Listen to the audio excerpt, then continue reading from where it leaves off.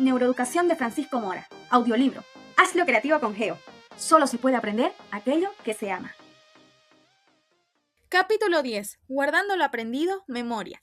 Memoria es el proceso por el que retenemos lo aprendido a lo largo del tiempo. En el ser humano, la memoria, además de ser base de la supervivencia como en todo ser vivo, es el vínculo por el que se transmiten los conocimientos y se crea cultura.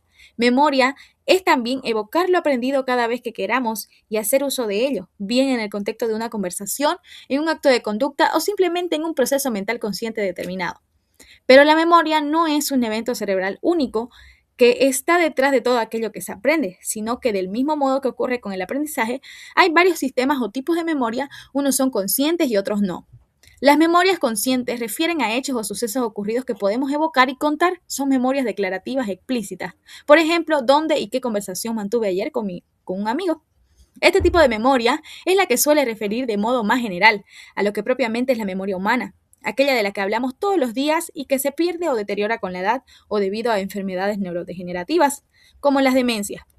Dentro de este tipo general de memorias explícitas se incluyen muchos otros, dependiendo por ejemplo del tiempo que seamos capaces de retener y evocar un suceso.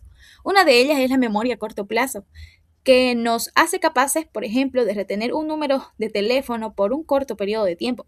Todos tenemos la experiencia de que mantenemos en nuestra memoria el nuevo número de teléfono solo el tiempo que nos permite marcarlo en el aparato y tras ello se olvida.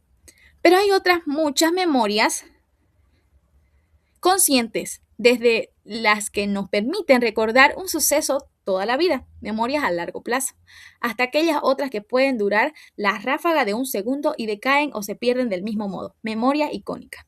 Y en medio, además tenemos las denominadas memorias de trabajo, manipulación temporal de información que nos permite hilar los conceptos que evocamos en el pensamiento y así poder razonar, pensar, etc. Por otro lado, tenemos las memorias inconscientes que son diferentes a las que acabamos de describir. Por ejemplo, somos capaces de aprender a montar en bicicleta, a escribir en un ordenador o a conducir un coche.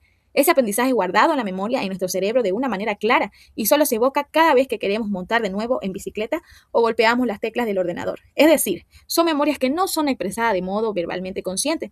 La evocación de este tipo de memoria se realiza a través de un acto de conducta, un acto motor.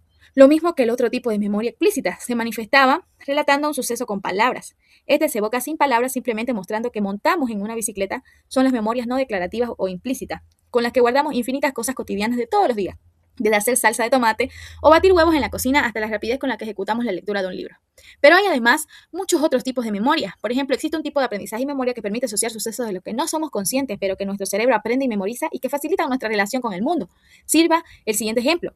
Observemos a un perro hambriento cuando se le presenta un plato de comida y veremos que el perro saliva. Ahora, en un experimento diferente y delante del mismo perro hambriento, en lugar de presentarle la comida, hacemos sonar una campanilla o un timbre.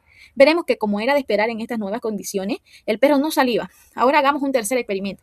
Y en este, cada vez que le acerquemos la comida al perro, hagamos sonar esa misma campanilla o ese timbre al mismo tiempo. Repitamos este último experimento muchas veces. Pasado algún tiempo, hagamos un último experimento. En esta ocasión, solo hacemos sonar la campanilla o el timbre sin aproximar el alimento. Y esta vez, al contrario de lo que observamos la primera vez, el perro ahora sí saliva. Está claro que el animal ha asociado el sonido de la campanilla o el timbre con la comida, y la presentación de uno u otro hace al animal anticipar el alimento y realizar la respuesta de la salivación. El animal ha aprendido y memorizado la asociación de dos estímulos y su correspondiente respuesta a los mismos. De nuevo, esto es un tipo de memoria no declarativa, que en el ser humano ocurre del mismo modo y que no es expresable con palabras. Un último tipo de aprendizaje y memoria que vale la pena destacar es aquel por el que, cuando un suceso viene ligado a un acontecimiento emocional, tiene tanta fuerza para ser guardado en nuestro cerebro. Valga en este caso otro experimento. Por ejemplo, a un animal se le da un pinchazo muy suave sobre la piel o un estímulo eléctrico capaz de evocar una determinada respuesta motora, sea esta la contracción de un músculo sin dolor. Si este estímulo se repite varias veces sin más consecuencia, es decir, que el estímulo no se siga de un daño-dolor o recompensa placer, el animal termina no realizando respuesta o conducta alguna ante el estímulo. Esto señala que se ha habituado al mismo. Si por el contrario el estímulo sí tiene una consecuencia, sea esta dolor o placer, entonces la respuesta se potencia, es decir, el animal se sensibiliza claramente ante dicho estímulo y aumenta su respuesta. En este último caso ha guardado en la memoria el significado de este suceso, tanto que posiblemente para siempre evite dolor o repita placer. La conducta correspondiente a aquellos estímulos, de nuevo, no se necesitan muchas palabras para enmarcar estos procesos de aprendizaje y memoria en la cotidianidad de nuestros días, en particular cuando somos niños. En las memorias de tipo explícito consciente desempeña un papel fundamental el hipocampo, así como otras estructuras adyacentes como las cortezas entorrinal, perrinal, parahipocampal y la propia amígdala. Todas ellas constituyen lo que se conoce como el sistema de memoria del lóbulo temporal medial. Sin embargo, el hipocampo, aun cuando esencial para formar memorias, no es el depósito definitivo de estas, sino que lo es la corteza cerebral. De hecho, el hipocampo solo es un depósito temporal en estas memorias algunos años que después pasan a ser guardadas de modo más permanente en la corteza cerebral. La neurobiología actual revela que cada área de la corteza cerebral, cada circuito neuronal, lleva intrínseca a sus redes la memoria. Por ejemplo, la memoria perceptiva de nuestro cuerpo a través del tacto se encuentra en las áreas somatosensoriales de la corteza parietal y también en las áreas motoras de la corteza frontal. Del mismo modo, guardamos la memoria perceptiva visual de nuestro cuerpo en las áreas visuales y de igual forma también para otros sistemas sensoriales como la audición. Como antes hemos señalado, el almacenamiento definitivo de memorias conscientes, las que hemos manejado todos los días y que tienen su primer depósito en el hipocampo y que tuvieron un lugar en nuestra niñez o hace 30 años, tarda muchos meses e incluso años en ser depositadas en la corteza. Este proceso se conoce como consolidación.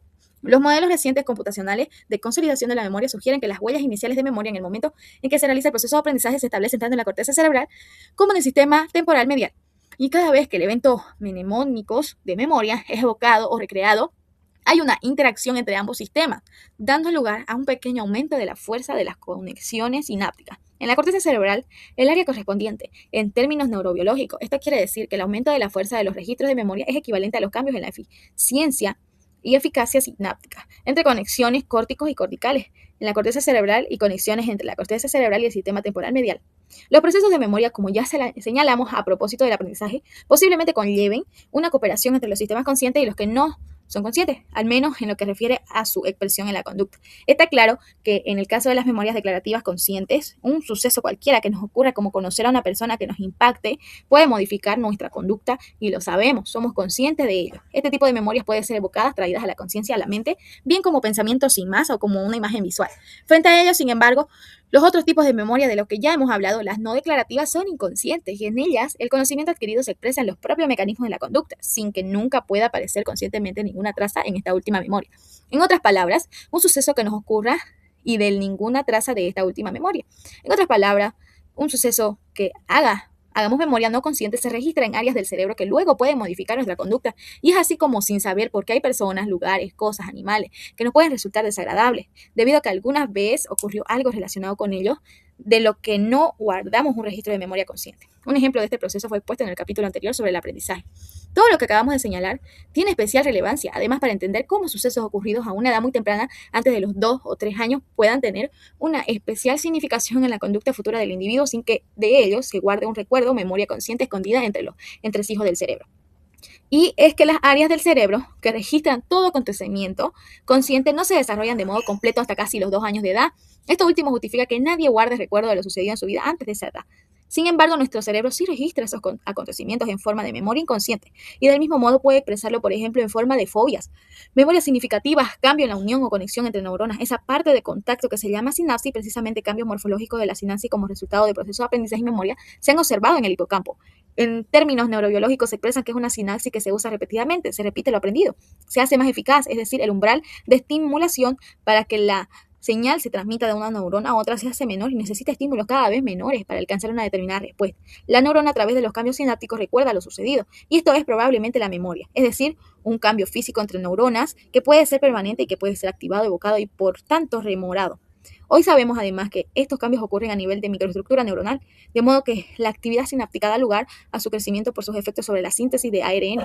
Por lo tanto, sobre las proteínas y otras macromoléculas, en efecto, no solo la sinapsis cambia su morfología como consecuencia de los procesos de aprendizaje y memoria, sino también los mecanismos genéticos que dan lugar a tales cambios bioquímicos, morfológicos, anatómicos y funcionales. Un fenómeno neuronal encontrado en el hipocampo que se ha denominado potenciación a largo plazo y del que se conocen los mecanismos genéticos y estímulos que reciben. La más simple interpretación de todo lo que acabamos de señalar es que la información de la memoria ocurre debido a que un conjunto de sinapsis en un determinado circuito neuronal responde a una experiencia o aprendizaje relevante con una cascada de procesos moleculares que, comenzando con cambios sinápticos transitorios, culmina en la síntesis de novo, de macromoléculas que insertadas en los terminales sinápticos cambian el número y la fuerza de esta sinapsis, variando sus propiedades y señalización y formando con ello presentaciones de la experiencia. Pues bien, todos estos conocimientos deberían llevarnos eventualmente a encontrar métodos capaces de hacer más efectivos los procesos de memoria en el niño.